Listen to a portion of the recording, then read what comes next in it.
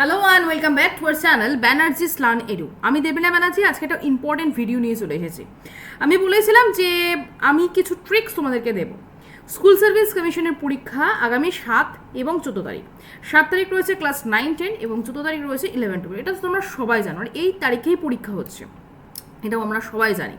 তো এই যে কয়েকটা দিন রয়েছে হাতে, আমাদের মোটামুটি হাতে গুনে 13 দিন কি 12 দিন, আমি 12 দিনই ধরলাম, 12 দিন মতো রয়েছে।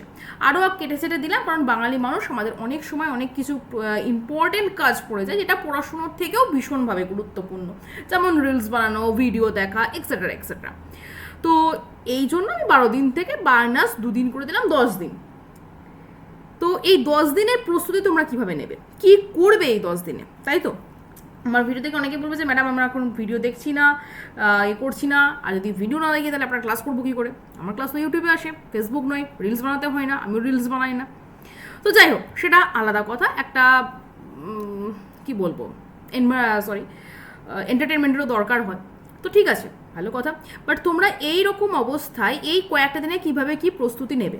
আমাকে প্রচুর ফোন করছে, অনেকেই ফোন করছে যে ম্যাডাম লাস্ট মিনিট কিছু সাজেশন দিন। দেখো, সাজেশন বলে কিছু হয় না, কম্পিটিটিভ সেক্টরে না সাজেশন বলে কিচ্ছু হয় না। সো এই সাজেশন বিষয়টা ভুলে যাও। এই সাজেশনের কাজ যদি তোমরা করতে চাও ভবিষ্যতে, তো তার জন্য তোমাকে এই কয়েকটা দিন খুব গুরুত্ব দিতে হবে। প্রত্যেকটা দিন, প্রত্যেকটা ক্ষণকে নিজেকে গুরুত্ব দিতে হবে, ঠিক আছে? আমি কি বললাম কথা একটু ভালো করে মন দিয়ে শোনো, আবারও রিপিট করছি। কি বললাম? সাজেশন যদি তুমি ভবিষ্যতে করতে চাও তাহলে তোমাকে এই কয়েকটা দিন গুরুত্ব দিতে হবে। সাজেশন করা মানে ক্লাস 9-10, ক্লাস 10 মাধ্যমিকের সাজেশন কি চাও, এই যে কথাগুলো বলা, উচ্চ মাধ্যমিকের সাজেশন চাও, আমি দেবো তোমাদেরকে। সো এই যদি জিনিসটা করতে চাও, নিজেকে এই জায়গায় বসাতে চাও, তাহলে অবশ্যই তোমাকে এই কয়েকটা দিন খুব গুরুত্ব দিতে হবে। কি করতে হবে? এই রকম অবস্থায় এই কয়েকটা দিনে নতুন পড়াশুনো না, নতুনভাবে নতুন কিছু একদমই না, কিচ্ছু পড়বে না। নতুন যা পড়েছো সেগুলোকে রিভাইজড দাও, ওকে? আমার মতে বলে রিভাইজ দেওয়ারও দরকার নেই, মক দাও, মক। একমাত্র উপায় হচ্ছে mock.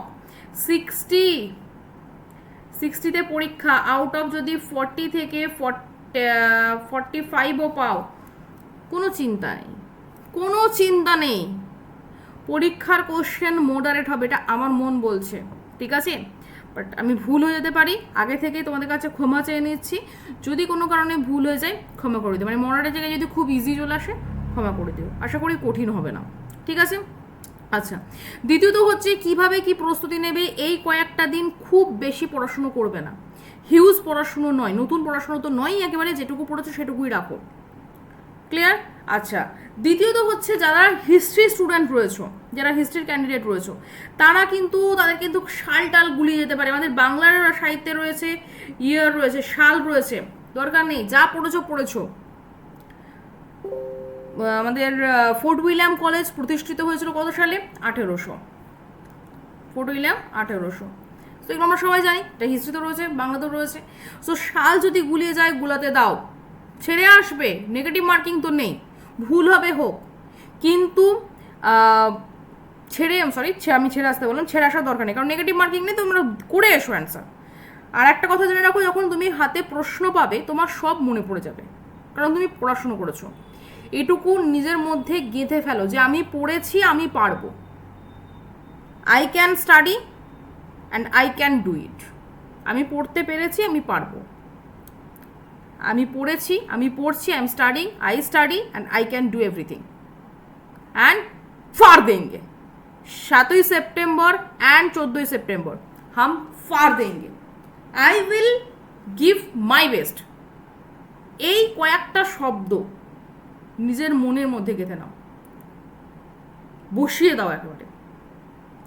I study, I can do everything, আমি সবটা করতে পারবো।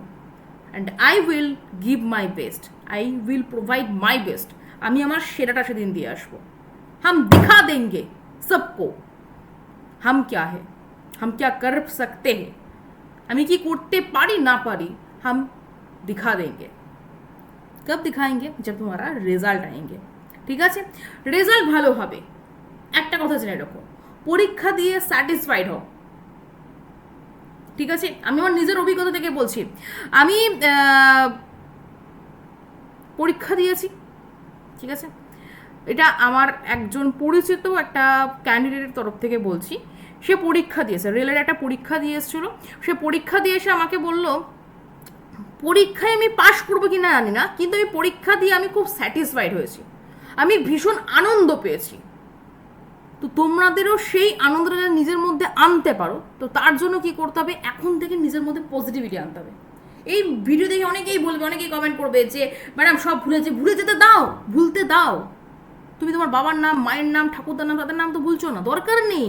তুমি পরীক্ষা সেন্টার থেকে বাড়িতে ফিরে আসতে পারবে, তোমার ঠিকানাটাও জানা আছে, সেটা তো ভুলছো না। এইটুকু মনে রাখো, ব্যাস।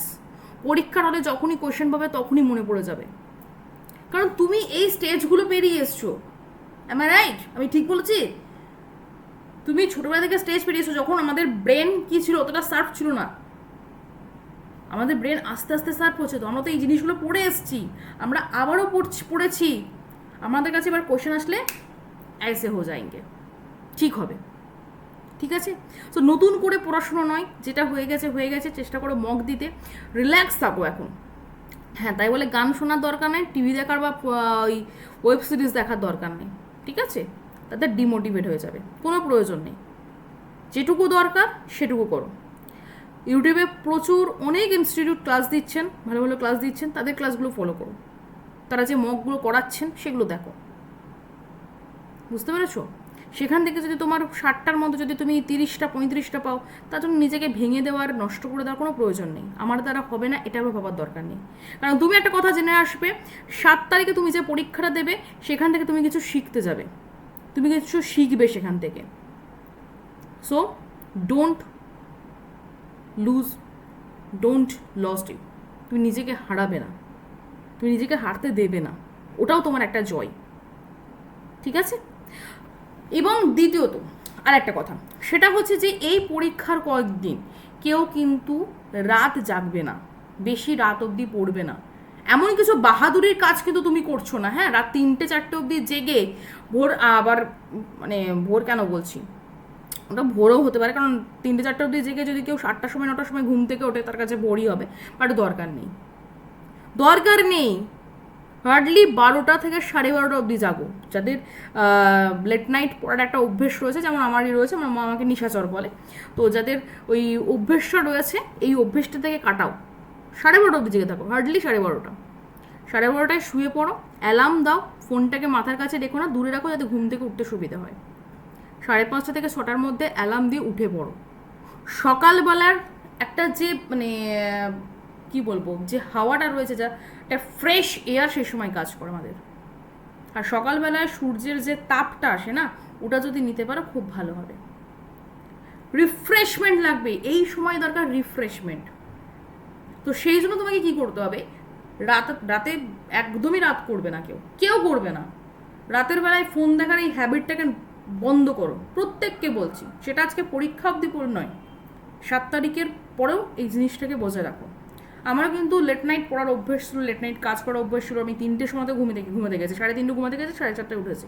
বাট এটাকে আমি বন্ধ করে দিয়েছি এখন। আমি কিন্তু বেশি রাত অবধি জাগি না, আমি 12:30টার মধ্যে শুয়ে পড়ি, এবং শুয়ে ফোনটাকেও আমি দেখি না, ফোনটা বন্ধ, নেট অফ, ফোন অফ করে রাখি না, নেট অফ করে আমি ফোনটাকে প্রয়োজনে একটু দূরে রাখি, যাতে আমার ঘুমটা ভেঙে যায়, মানে অ্যালার্মটা বাজলে আমার ঘুমটা ভাঙে।